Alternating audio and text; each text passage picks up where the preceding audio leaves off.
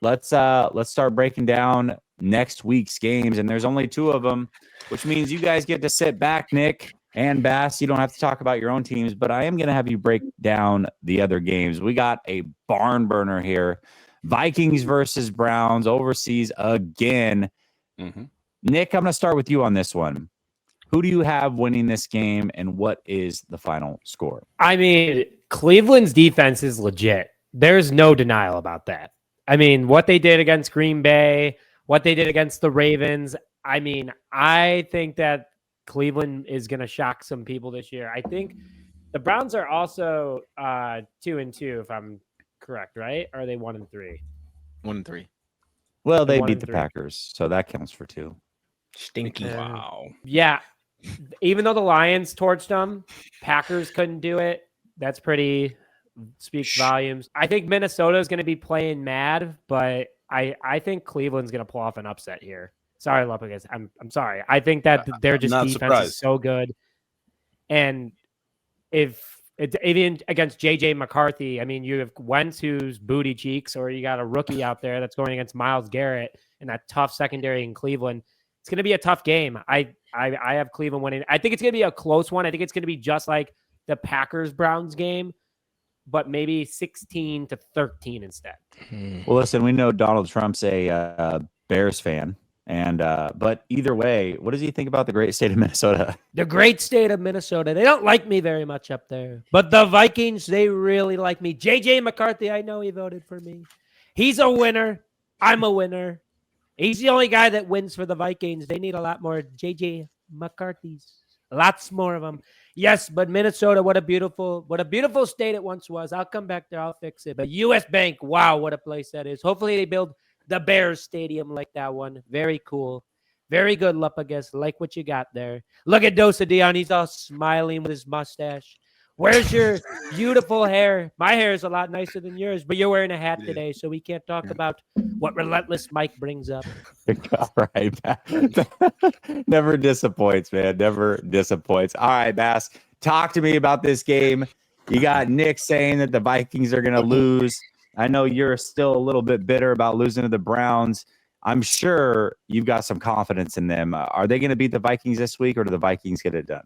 I have to have confidence in them, because if the Vikings go out and beat that defense or have success against that defense with Carson Wentz and with all the injuries on the offensive line, I know Brian O'Neill, I think it was an MCL injury. I doubt he's going to play, obviously, because you'll talk about that more. Ryan Kelly with the concussion. Against that Browns front, like, yeah, there's Myles Garrett, but you also got Collins, you got Mason Graham, who's been getting a lot of one-on-one opportunities and doing really well. I think, Flores is going to have a game plan versus new quarterback Dylan Gabriel, and I think he's going to have good success, but it's also, an unknown there. And I think Flores might give Minnesota like in terms of their offense opportunities by creating turnovers against Gabriel.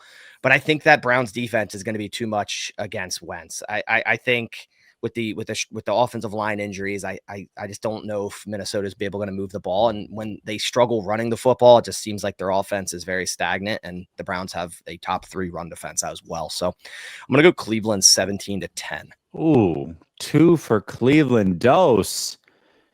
Is it possible that Wentz should be believed in less than Dylan Gabriel? Oregon Duck Dylan Gabriel, by the way.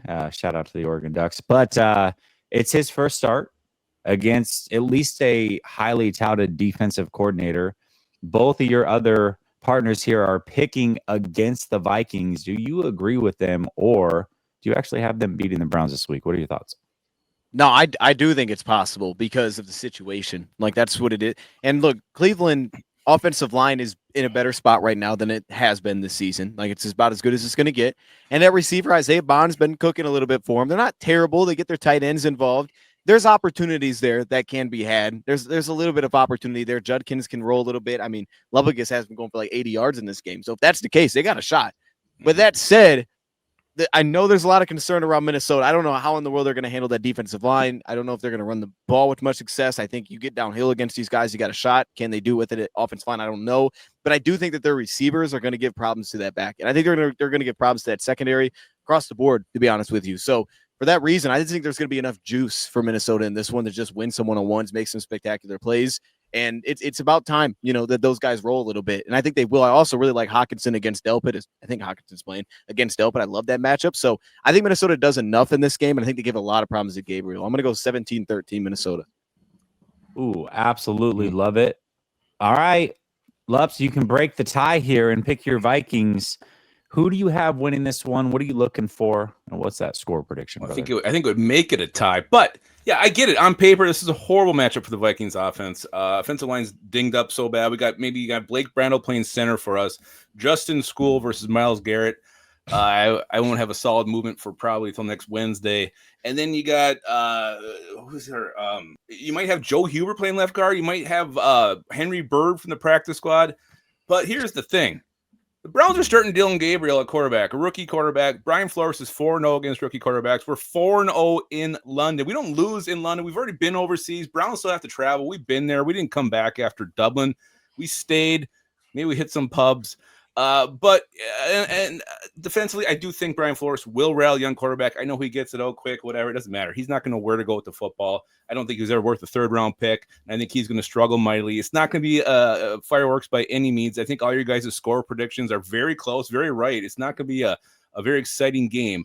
The one thing, London fans seem to love field goals. They love soccer. I think there'll be a lot of kicking in this game. I see a lot of field goals in this thing. Vikings win 18-9 in a field goal battle. And yes, we should be dominated up front, but we're not. We're going to step up and shock the world with this makeshift O-line we have going. Bass, I've never seen you so proud with a score prediction like that, brother. I love it. That's right up your alley, man. Right up your alley. Absolutely love it. All right, let's talk about the Detroit Lions versus the Bengals. They're in the 4:25 p.m. Eastern time slot. Nick, I'm going to roll back to you, man. Are you going to pick against your division rivals, or are you actually giving them the win against the very lonely Bengals here? No Joe Burrow, no problem for the Lions. Easy win. It's simple. I think the Lions are going to win this game. They've looked really good the last couple of weeks. They're putting up big numbers. They're confident. And once the Lions get confidence, it's pretty much game over there. So I got the Lions winning this one. I think the Bengals, I'm praying that they're making a trade with Trey Hendrickson coming up here soon, because the Bears need an edge. And if Brian Poles can make an offer, would love for the Bengals to keep losing ball games and they blow this thing up. So I got this one going in Detroit's direction. I think Jared Goff's going to have a really big game. I got 35 Detroit, 17 Bengals. All right. Bass, do you agree, or are you going to go with, 9-6 or something crazy? What are your thoughts? I got something crazy. But, honestly, this game could be like 50-3. Cincinnati looks awful. The last two games, their differential 76-13. So the Bengals arguably have been probably through the last 2 weeks, the worst team in the NFL.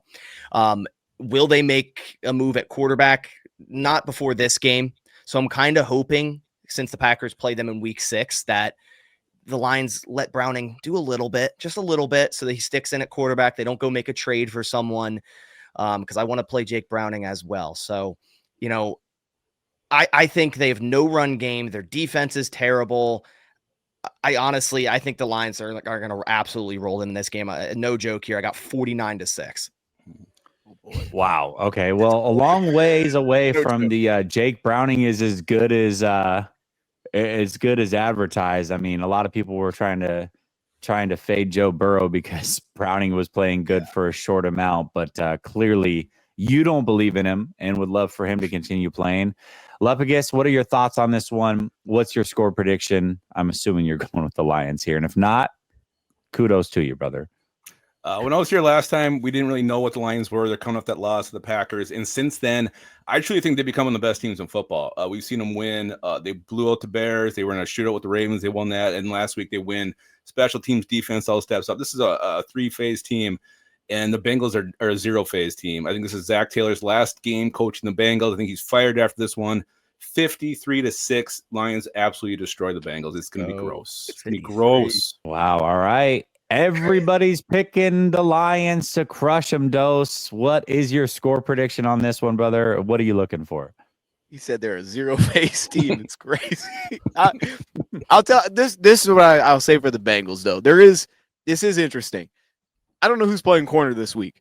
And they have Jamar Chase and T. Higgins. So if there's an opportunity for those guys to get wins, it's now. Terrion's probably not playing. We know Reed's not playing. So it could be Amik Robertson, Khalil Dorsey matching up 1-on-1. Like, you could definitely have losses there. So I think Cincinnati might have like a first drive success. They just got to stay on the field. Cincinnati's one of the worst teams at converting on third down. Defensively, they don't really get off the field. 80% conversion rate if you count all 4 downs. They got to stay on the field. They had so many third and shorts last week. I mean, they drove it inside the 10 against Denver, and then they had a third and 2 incompletion. They end up kicking a field goal. That's how the whole game felt. It was a disaster.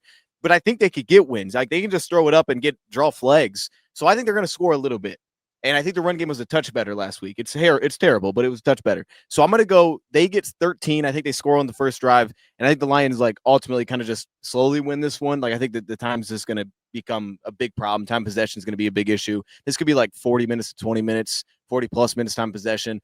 I think they're just going to own the time possession. So I'm going to go 28-13. There you have it. The whole panel has the Detroit Lions winning this one, and then the Vikings Browns. We had a split down the middle.